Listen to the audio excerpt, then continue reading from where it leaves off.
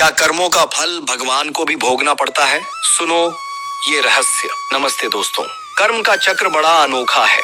चाहे इंसान हो या भगवान, कोई नहीं बचता।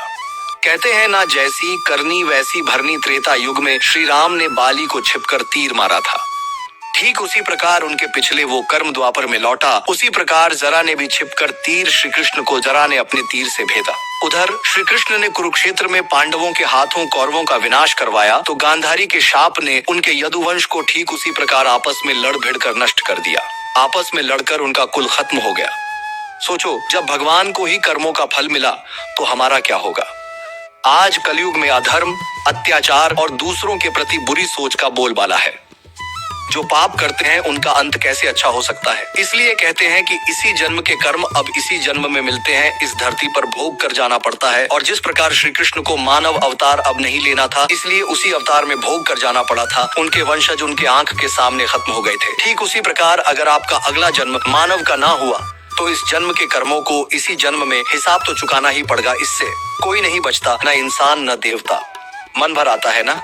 बोलो, क्या लगता है तुम्हें? तो दोस्तों, आइए हम आज जानते हैं कर्मों का फल इसी जन्म में क्यों भोगना पड़ेगा। इस एक ऐसे रहस्यमयी कथा के माध्यम से जो सच्ची और एक गहराई से उतरने जा रहे हैं, जो श्री कृष्ण की मृत्यु और उस शिकारी जरा से जुड़ी है। इस कहानी से सीख ये मिलती है कि कैसे मिलते हैं कर्मों के फल, जब श्री कृष्ण जी, जिसका तीर इस महान लीला के अंत का कारण बना। ये कथा पुराने जमाने की है, जब ऋषि मुनि आग के चारों ओर बैठकर ऐसी कहानियां सुनाते थे। तो चलो इस रोचक यात्रा पर निकलें और जानें कि आखिर ये सब कैसे हुआ। श्री कृष्ण की मृत्यु का रहस्य। कथा उस समय की है जब द्वारका का वैभव अपने अंत की ओर था। श्री कृष्ण, जो त्रिकालदर्शी थे, जंगल में एक विशाल वृक्ष के नीचे लेटे थे। उनके चरण कमल जैसे सुंदर थे और उसमें एक तिल चमक रहा था। शायद वो कोई साधारण चिन्ह नहीं, बल्कि उनकी लीला का प्रतीक था। चारों ओर शांति थी। हवा में एक गहरा सन्नाटा पसरा था। तभी दूर से एक शिकारी आया, जिसका नाम था जरा। उसने अपने धनुष पर तीर चढ़ाया और दूर से देखा। उसे लगा कि कोई हिरण है। उसने तीर छोड़ा और वो सीधे श्री कृष्ण के चरण में जा लगा। रक्त बहने लगा और उस शिकारी की आंखें फटी की फटी रह गईं जब उसने देखा कि उसने किसे घायल किया। पर रुकिए, आइए जाने कि ये जरा कौन था, पिछले जन्म में क्या था उसका रहस्य, और इस जन्म में उसका श्री कृष्ण की मृत्यु से क्या संबंध था। जरा कौन था, पिछले जन्म का रहस्य। कहते हैं जरा कोई साधारण शिकारी नहीं था।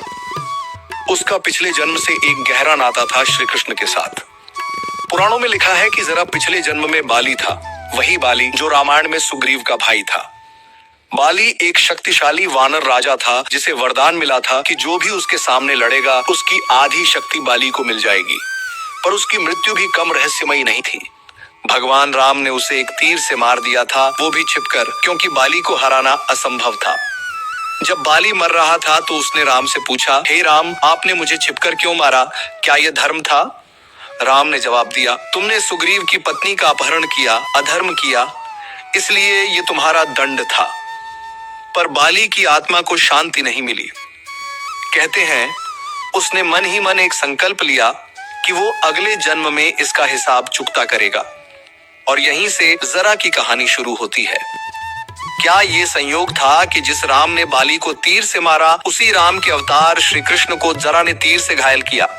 कुछ विद्वान कहते हैं कि ये कोई शाप या वरदान नहीं, बल्कि कर्म का चक्र था। कर्म जो पिछले जन्म से चला आ रहा था। इस जन्म में जरा कौन था? अब बात करते हैं इस जन्म की। जरा एक साधारण शिकारी था जो जंगल में शिकार करता था। उसका जीवन सीधा साधा था। धनुष बाण उसका साथी और जंगल उसका घर। पर उसका नाम जरा भी अपने आप में एक संकेत था। संस्कृत में जरा का मतलब होता है वृद्धावस्था या क्षय। शायद ये नाम इस बात का प्रतीक था कि वो श्री कृष्ण की लीला को समाप्त करने का माध्यम बनेगा। जरा को न कोई वरदान मिला था, न कोई शाप। वो तो बस नियति का एक पात्र था। कहते हैं जब उसने श्री कृष्ण को तीर मारा और पास जाकर देखा तो वो घुटनों पर गिर पड़ा। हे प्रभु, ये मैंने क्या कर दिया? उसने रोते हुए कहा। पर श्री कृष्ण ने मुस्कुराते हुए उसे क्षमा कर दिया। जरा तू चिंता मत कर, ये मेरी इच्छा थी, तू तो बस मेरी लीला का हिस्सा बना। ऐसा कहकर कृष्ण ने उसे शांत किया। गांधारी का शाप और श्री कृष्ण की लीला। अब वापस आते हैं उस क्षण पर जब जरा का तीर श्री कृष्ण के चरण में लगा। तो ये सिर्फ जरा की कहानी नहीं थी, इसके पीछे एक और शाप था, गांधारी का शाप। कुरुक्षेत्र के युद्ध के बाद जब गांधारी ने अपने 100 पुत्रों के शव देखे तो उनका हृदय टूट गया। वो श्री कृष्ण के पास गईं और क्रोध में बोली, हे कृष्ण, तुमने मेरे वंश का नाश करवाया। मैं तुम्हें शाप देती हूँ कि जिस तरह मेरा कौरव वंश खत्म हुआ वैसे ही तुम्हारा यदुवंश भी नष्ट होगा और तुम भी अकेले मरोगे। श्री कृष्ण ने ये शाप स्वीकार किया क्योंकि वो जानते थे कि ये उनकी लीला का हिस्सा है। इसके बाद यदुवंश में कलह शुरू हुई। यदुवीर आपस में लड़कर मर गए और द्वारका समुद्र में डूब गई। और फिर जंगल में वो अंतिम क्षण आया जब जरा का तीर श्री कृष्ण के चरण में लगा। पर क्या ये सिर्फ शाप था? नहीं, जो त्रिकालदर्शी थे वो इसे रोक सकते थे, मगर श्री कृष्ण ने इसे चुना। क्यों? क्योंकि उनकी लीला का समय पूरा हो चुका था। उनका चरण का वो तिल शायद सुदर्शन चक्र का प्रतीक था। जब तीर ने उसे भेदा तो उनकी आत्मा मुक्त हो गई, जैसे कोई दीपक हवा में विलीन हो जाए। तो दोस्तों, ये थी श्री कृष्ण की मृत्यु की कहानी, जरा गांधारी का शाप और उनकी अपनी लीला। मजेदार है ना कि कैसे कर्म का चक्र घूमता है। पिछले जन्म का बाली इस जन्म में जरा बना और राम के अवतार को तीर से भेदा। क्या ये संयोग था या नियति का खेल?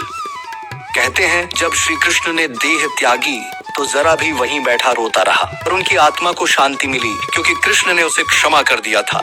और इस तरह एक महान लीला का अंत हुआ जो आज भी हमें सोचने पर मजबूर करती है। तो बताओ, क्या लगता है तुम्हें? ये लीला थी, शाप था या कर्म का फल? बोलो ना। अरे दोस्तों, ये मजेदार कहानियां पसंद आई तो जल्दी से लाइक करो, सब्सक्राइब करो और शेयर भी कर दो। मेरे चैनल पर ऐसे ही दमदार रहस्यों का खजाना है। संग में रहो। नमस्ते।